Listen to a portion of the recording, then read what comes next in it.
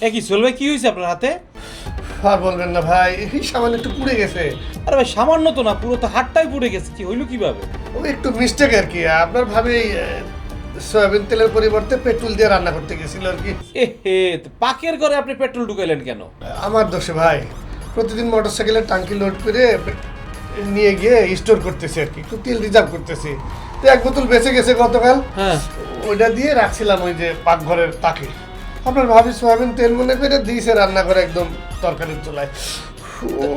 ভাই এত জায়গা থাকতে, আপনার ঘরে স্টোর রুম থাকতে আপনার পাকের ঘরে ঢুকাইলেন শেষ পর্যন্ত পেট্রোল? স্টোরের মতো জায়গা নাই, অনেক রিজার্ভ করে ফেলাইছি। আল্লাহ, আপনি পুরো ঘরের স্টোরে আপনি পেট্রোল রিজার্ভ করছেন? ভাই আমি একজন সচেতন নাগরিক, ভবিষ্যতে কি হয় না হয় একটু রিজার্ভ করার দরকার আছে না? আমি আপনি কিসের সচেতন? হ্যাঁ, আপনি মনে হচ্ছে ব্যবসায়ীর মতো কাজ করছেন, আপনি কি আসলে পেট্রোল ব্যবসা করেন? ভাই আমার তো অল্প একটু হয়েছে, অফিস করতে পারতেছে, আপনার ভাবি কিন্তু ভাই হসপিটালে আছে। কি আল্লাহ!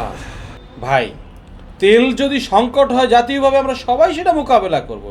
সরকার আছে, প্রশাসন আছে। আপনি যদি আপনার ঘরের মধ্যে তেল রিজার্ভ করেন, এটা কি ধরনের সমাধান ভাই? আর আমার লজ্জা দিয়েন না ভাই, আসলে আমার ভুল হয়ে গেছে। আমার বিশ্বাস এরকম কাজ আর যেন কেউ না করে, সেটা আমি আমি নিজে বলবো ভাই, সচেতন করব, কথা দিতেছি আপনারে। আর কিছু করেন না ভাই।